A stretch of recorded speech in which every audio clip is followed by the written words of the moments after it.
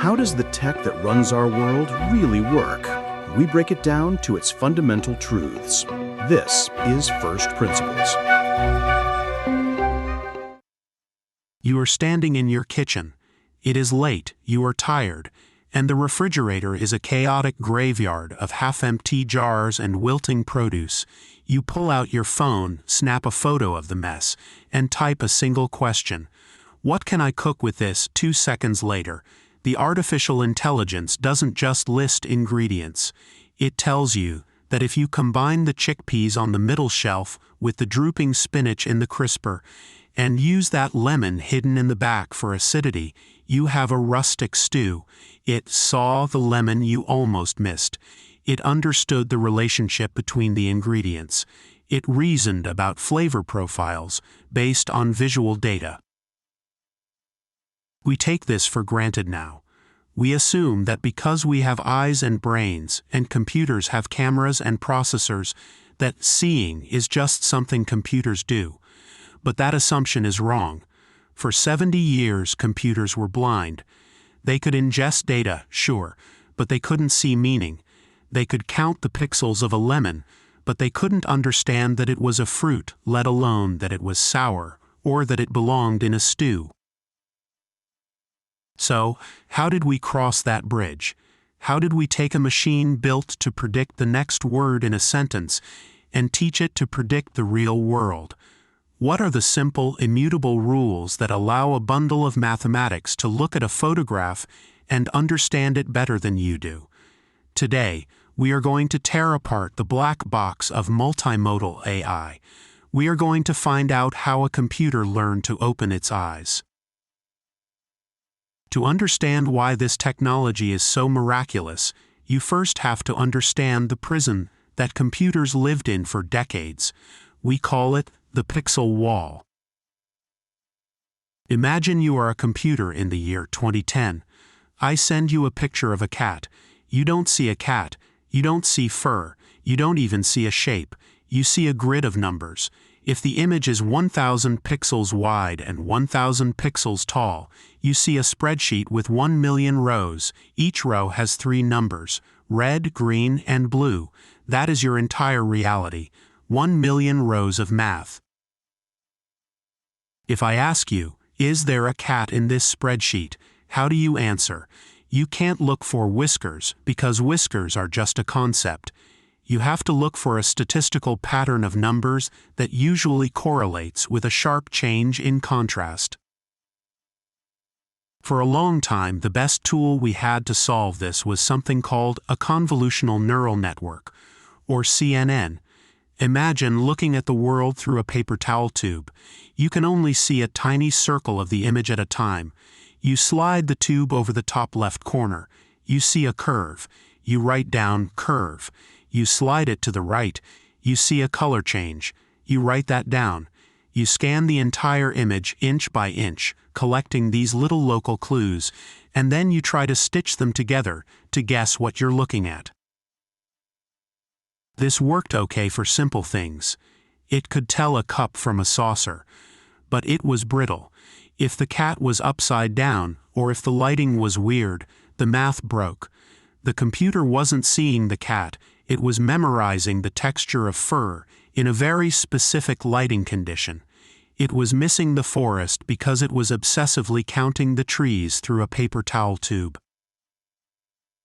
Meanwhile, in a completely different building, the language people were having a party. They had just invented the transformer.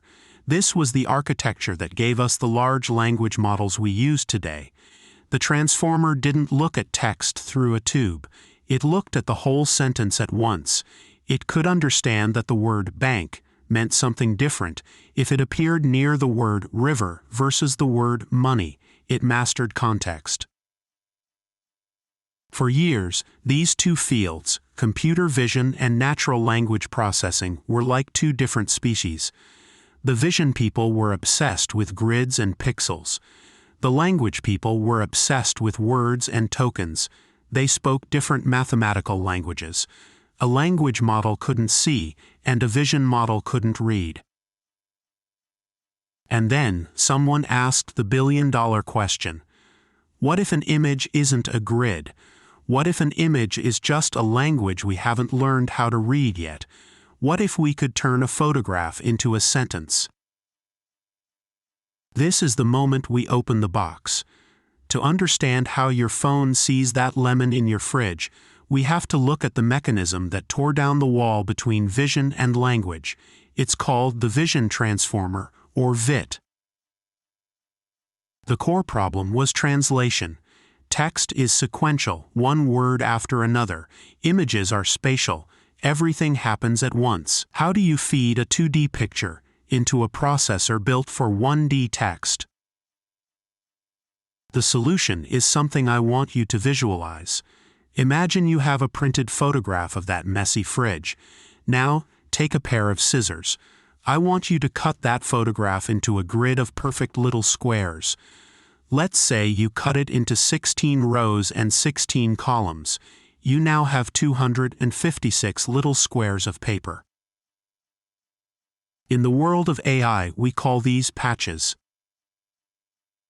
This is the first fundamental shift. We stop trying to process the image pixel by pixel. Instead, we treat each little square patch as a single unit. Now here is the trick. You take those 256 little squares and you stack them up in a pile. You put the top left square first, then the one next to it, and so on all the way to the bottom right. Do you see what just happened? You just turned a 2D image into a 1D sequence. You turned a picture into a paragraph. To the AI, that first little square of the fridge, the one showing the freezer door hinge, is treated exactly the same way as the word "the" at the start of a sentence. The next square is treated like the next word. The entire image becomes a string of visual words. But there is a catch. When you cut up a photo and stack the pieces, you lose the map. You lose the structure. If I hand you a stack of puzzle pieces, you don't know that the piece with the blue swirling line belongs next to the piece with the yellow circle. You just have a pile. So, the engineers added a second principle, positional embeddings. This is like writing a number on the back of every puzzle piece before you cut them out. You write row 1, column 1 inch on the first piece, row 1, column 2 inches on the next. Now, we feed this sequence of patches, each one carrying its visual data and its location number, into the transformer, and this is where the magic of attention kicks in. Remember the paper towel tube? The old way of seeing. The transformer doesn't use a tube. It looks at every single patch simultaneously. It picks up the patch showing the lemon in the back of the fridge. At the exact same time, it looks at the patch showing the spinach in the drawer. It asks, do these two things relate?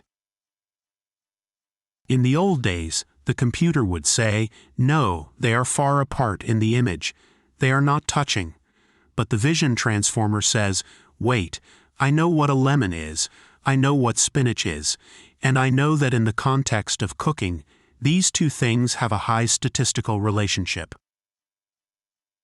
It pays attention to the connection between them, ignoring the milk carton that sits in between.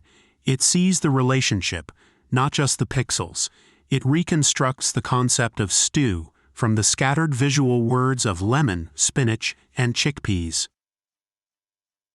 This is why modern AI feels so different. It isn't scanning the image for edges. It is reading the image for meaning. It processes the visual information using the same cognitive architecture it uses to understand Shakespeare or Python code. It has unified the senses. But if we stopped here, we would only have half the story. We would have a machine that can analyze an image, but we wouldn't have a machine that can talk to you about it. We wouldn't have that moment where you type, "What can I cook?" and it answers. To get there, we need to uncover the unseen giant. This is the part of the system that is most difficult to grasp, but it is the most beautiful concept in modern artificial intelligence. It is called the shared latent space. I want you to imagine a vast, infinite library. But this isn't a library of books. It's a library of concepts. In this library, every idea in the universe has a specific location, a specific coordinate in space. Now imagine we have a librarian for English text. You hand him a card with the word dog written on it. He walks to a specific shelf in the library. Let's say aisle 4, shelf B, and he places the card there. That location represents the concept of a dog. It's furry, it barks, it's a pet. Now imagine we have a different librarian. This one doesn't read English. She only looks at pictures. You hand her a photograph of a golden retriever. In the old world, before multimodal AI, these two librarians worked in different buildings. The text librarian would file dog in his library, and the image librarian would file the photo in hers. They never spoke. There was no map connecting the word to the picture. The breakthrough of models like CLIP, which stands for Contrastive Language Image Pre-training, was to force these two librarians to work in the same room using the same filing system. We showed the AI billions of images with their captions. We showed it a photo of a dog and the text, a photo of a dog, and we punished the model whenever it tried to file them in different places. Over time, the model learned a profound truth. It learned that the mathematical vector for the word dog and the mathematical vector for the image of a dog must point to the exact same spot in that high-dimensional library. This is the aha moment. This is what the shared latent space is. It is a mathematical translation layer where the boundaries between modalities dissolve. When you take a picture of your fridge, the vision transformer turns those patches into a vector, a coordinate in the library. It points to a spot that represents ingredients, messy vegetables. Then, the text part of the brain, the large language model, looks at that same coordinate. It doesn't need to see the pixels. It just looks at the location. It sees that the location is close to the location for Mediterranean stew. It sees it's close to lemon. It uses its reasoning capabilities, which it learned from reading all the text on the internet, to bridge the gap between what is here and what can I make. It flows effortlessly from the visual vector to the textual response because, deep down in the math, they are now the same thing. They are just different shadows cast by the same concept.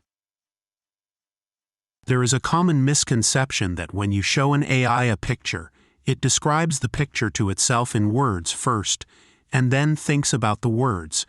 People think the AI whispers to itself, "I see a lemon," and then processes the text, "lemon." That is not what is happening. That would be too slow and too limiting. The reality is far more abstract. The AI doesn't translate the image into English words internally. It translates the image into embeddings, pure conceptual meaning. It thinks in ideas, not words. The image of the lemon hits the concept of sourness and citrus directly in that mathematical space, without ever needing the English word lemon until the very last second when it has to type a response to you. This is why multimodal AI is so powerful. It isn't just a translator. It is a synthesizer. It allows the reasoning engine of a supercomputer to operate on the messy, chaotic visual reality of our world. So, why does this matter? Why is it important that we understand this mechanism of patches and vectors?